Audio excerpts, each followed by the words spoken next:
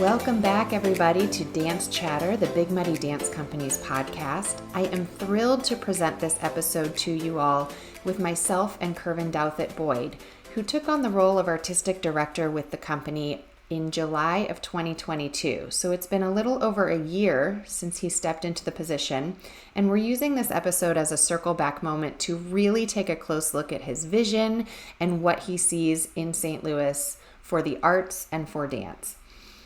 For those of you who aren't familiar with Kirven's background, he spent 11 years performing with the Alvin Ailey American Dance Theater across the globe and has performed as a guest artist for Ron K. Brown Evidence, a dance company.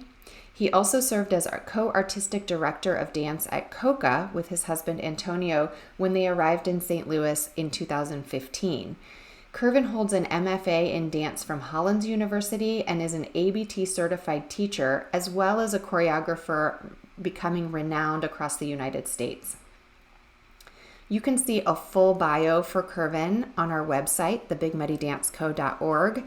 But until then, I hope you enjoy this episode and have some insight into what he has to share this upcoming season and beyond.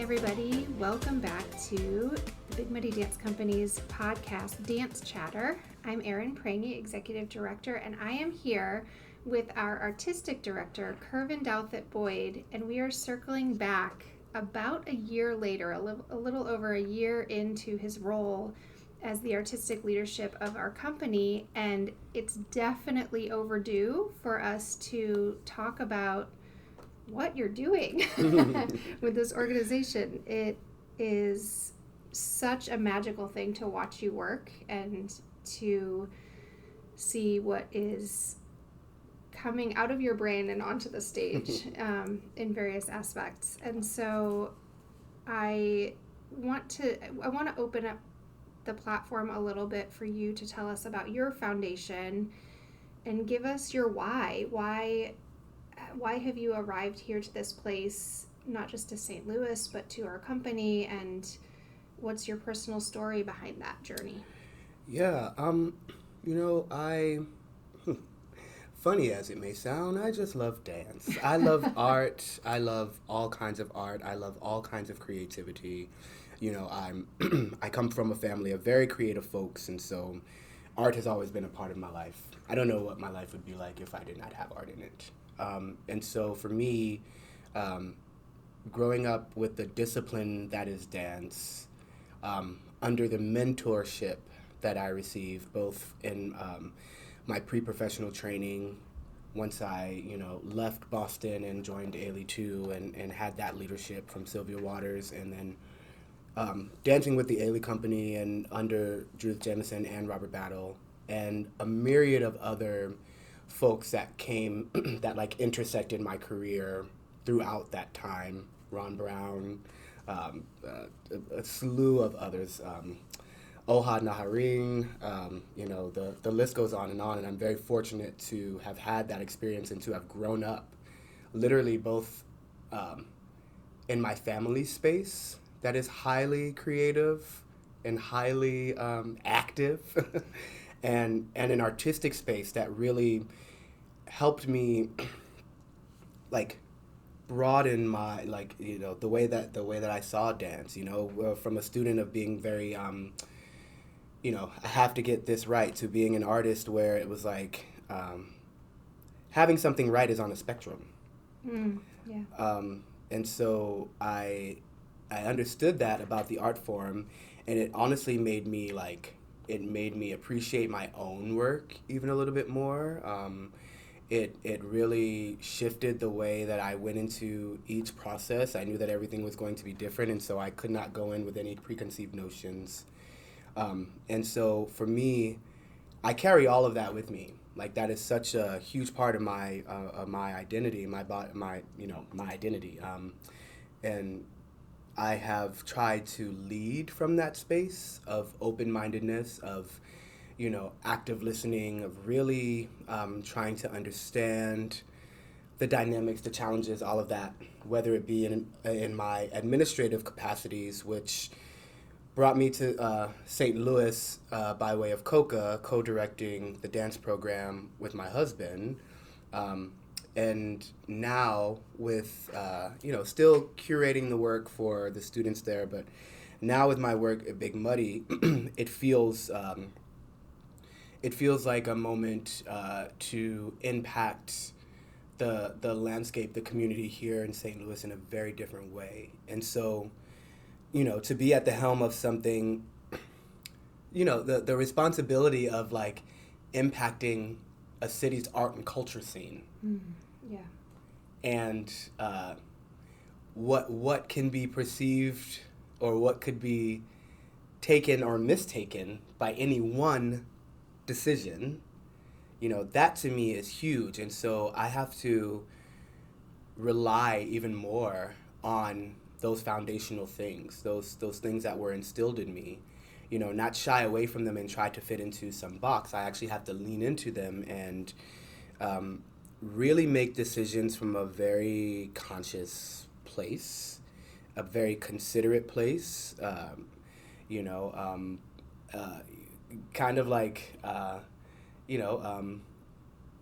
anything is possible kind of place. I refuse to limit my dreams. I refuse to limit my ideas. I refuse to limit, thoughts and possibilities, right? We're often so, bogged down or like, discouraged by barriers where I am a disruptor and I am, if it's not this, then it's that. You know what I mean? And for me, I'm like, okay, well, both things are going to be good. Both things are going to be great. Both things are going to be impactful. We're going to make, we're going to make it work. But yeah, that's, I've again been dancing all my life. Took a journey in New York City and fell in love with the art scene here in St. Louis, and now I'm very honored, honestly, to serve in this way, and just very hopeful for what we might be able to achieve. What do you see about St. Louis that attracted you to this city initially, and then now having been here for almost a decade, how do you see the future of this space here? It was the art scene that lured me here, first by way of learning about the dance program at COCA, and again, talking about barriers, being in a space where folks are really removing the barriers for young kids to have access to the education, quality arts education. Then I learned about what was happening at the museums and the Muni and with music and with cinema and with all of these other things that are like thriving here, just able to exist, in their spaces and come together to collaborate at times and just like, really focus on delivering quality work to the community. And I was just enamored because I really feel like there's no place like it. And so for me, it feels like, there's a lot of dance here in St. Louis, do not get me wrong, and folks are making their ways for themselves and delivering their stories and quality products, but I really feel like this is a moment for Big Muddy to step into a place that, I'm hopeful will really like make St. Louis an arts destination. Yeah, absolutely. I couldn't agree more, and I see that story coming to life through the work, which is amazing. Just looking at this upcoming season, Becoming, which is such a powerful idea because we are definitely headed somewhere. What are you really looking forward to this season? I guess a two-part question. Behind the scenes, what are you looking forward to as a leader? And then also for our audiences to see. Yeah, there is so much happening behind the scenes with Big Muddy.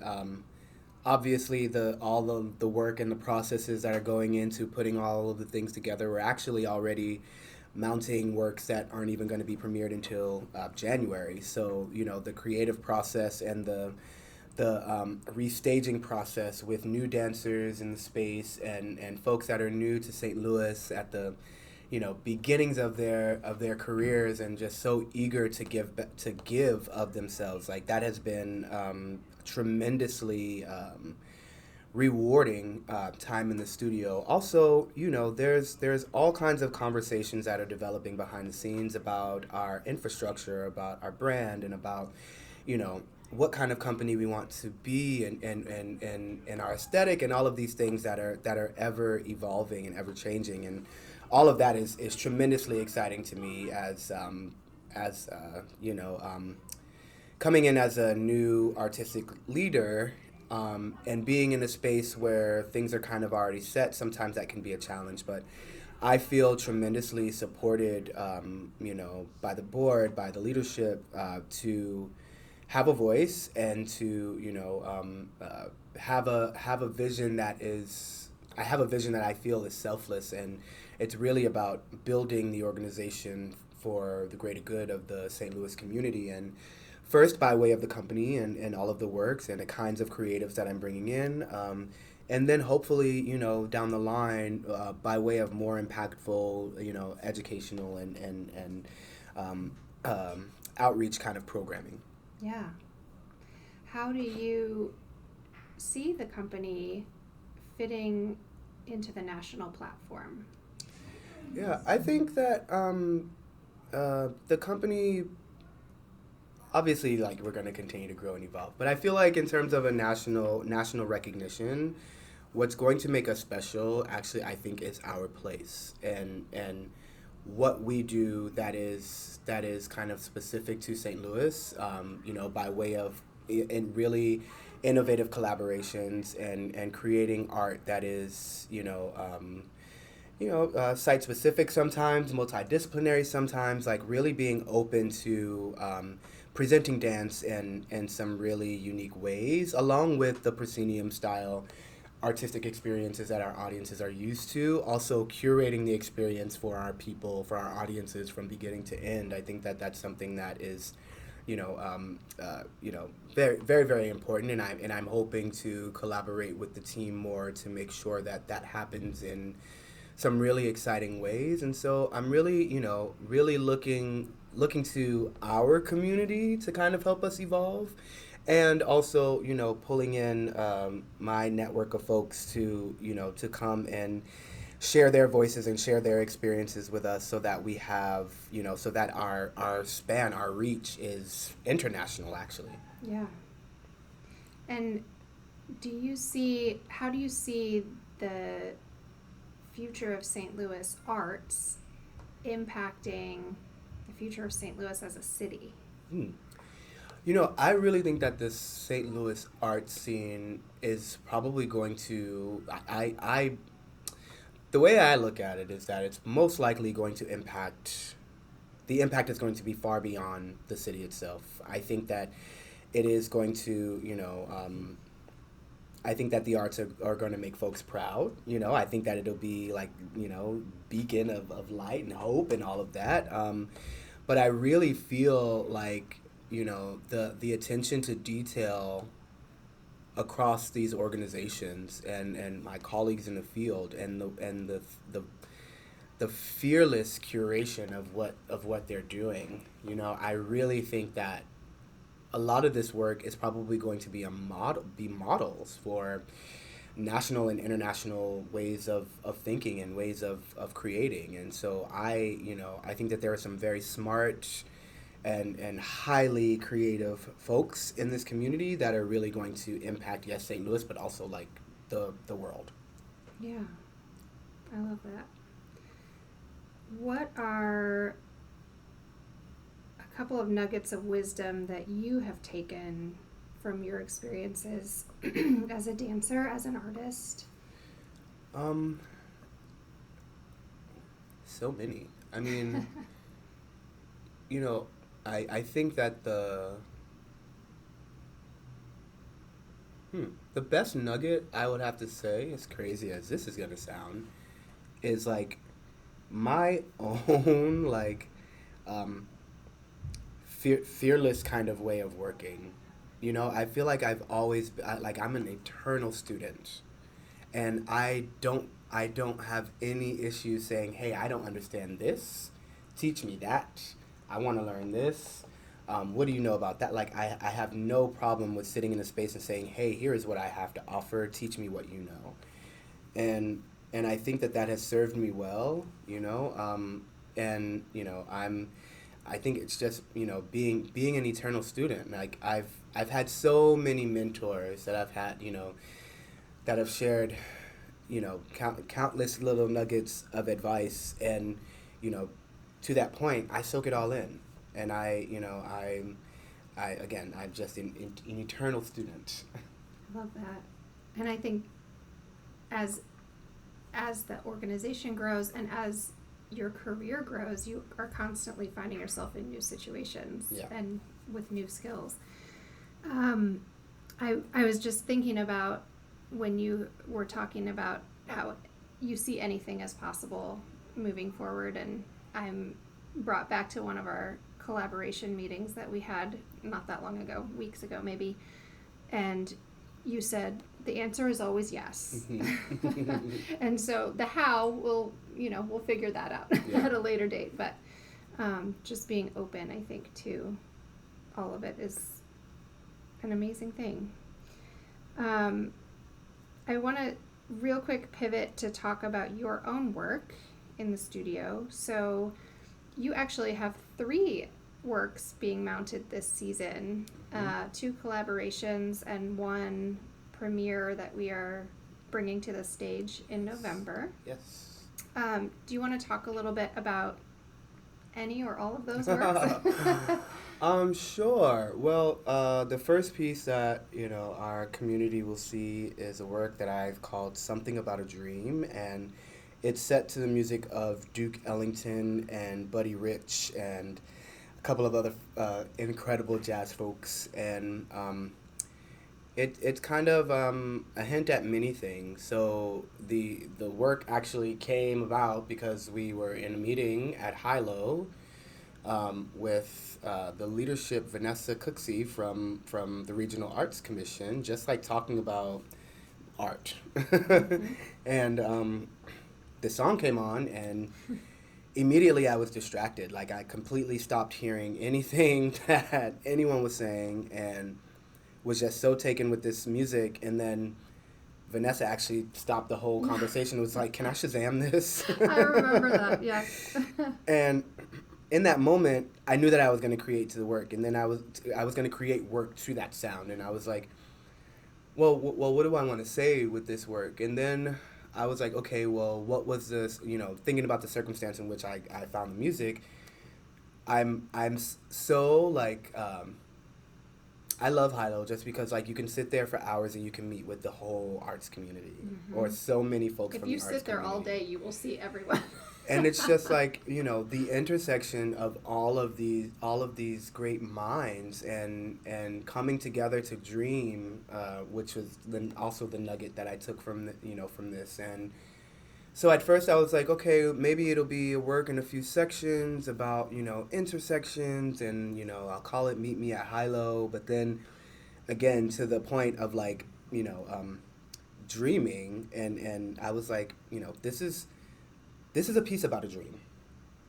And for me, like, dance has always been that for me. And so now I'm fortunate enough to do that by way of these really incredible artists. And so, you know, it will be heavy on the atmospherics, and the dancers are kind of changing the space, and with each section they come into this world that is set by the person who leaves the space before them. So no narrative, but I just wanted it to feel, you know, I wanted the audience to feel like parts of it exist in another world, and to feel uplifted by it, and to just, you know, be able to take in the sights and the sound and all of that. So Something About a Dream will premiere Thursday, November 2nd in the Awakening concert, and run throughout that weekend.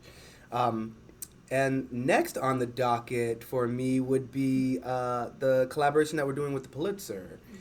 for First Friday on Friday, December 1st. And it'll be another site-specific work that I will create in collaboration with the dancers, that will be in conversation with the art that is on display right now in the museum. And I'm so thrilled about that in December. And then in March, really thrilled to be doing another collaboration with the St. Louis Symphony Orchestra.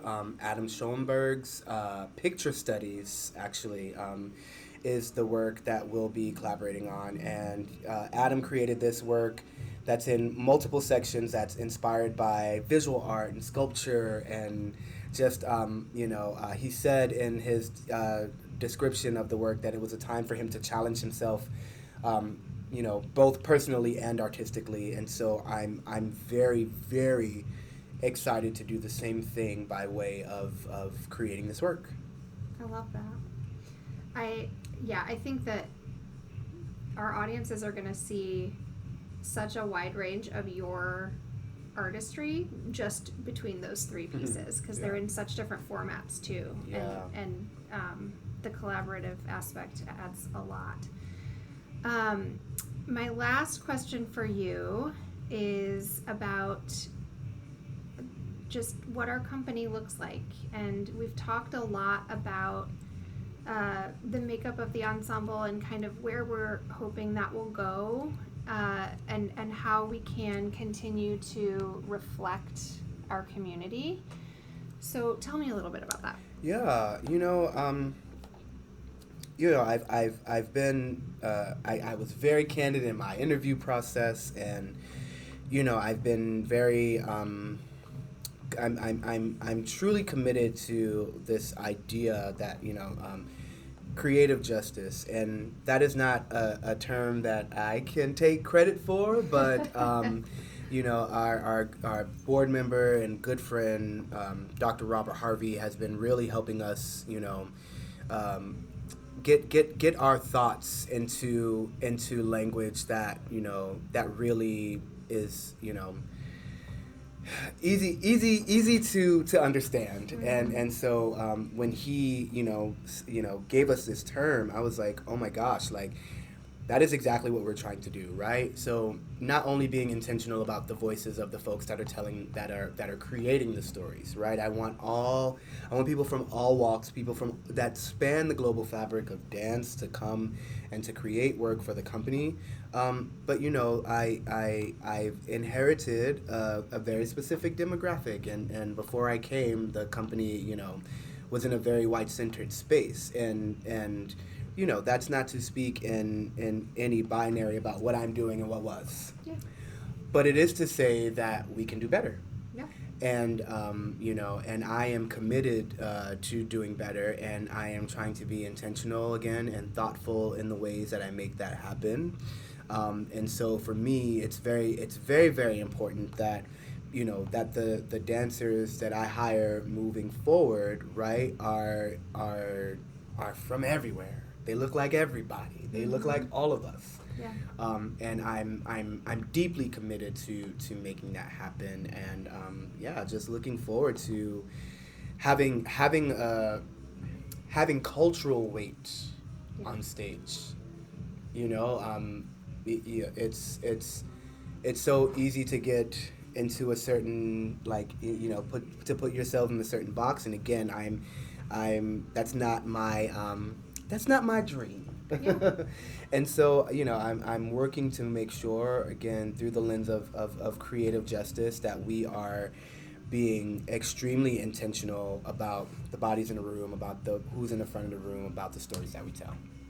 I think it creates so much more versatility in the work we can do too. Absolutely. Because it is, again, like that cultural weight and the stories that it carries. Mm-hmm. Yeah, I mean, there's so much art in the world, and there are so many folks that that want an opportunity to tell whatever their stories are by way of movement. And I want to be a space where folks say, yes, we can go there, and we will be welcomed and we will be received, and not, I can't go there because what I have to say won't fit. Right. You know what I mean? Like, and that doesn't fare well with me. And I'm looking for the most versatile artists who are, great human beings who are open to dialogue and really engage in creative processes. And for me, it just means that I have to, continue to fight that fight. Absolutely. I'll be right beside you. Well, thank you so much. Is there anything that you would like our audiences to know as we head into this season and beyond? Yeah, I feel that sometimes folks don't understand dance, or don't, or maybe don't come out and see dance because they think that because they believe that they won't understand it. But what I can promise is that with every program that we put on, there will be some part of it that will touch your spirit, that will touch your soul, that you will connect with. Some moment in the evening where you will say, I see myself in some kind of way, or some connection to something that you probably had forgotten about for years and years. There really is something in our art for everyone. I really feel like movement is medicine, and for 2 hours, come and get lost in this art and be transformed. Well, with that is the best note we could possibly end on. Thank you so much for talking with me. Thank you. And we're going to continue forward and circle back to this story as it progresses. Absolutely. Thanks so much. Thank you.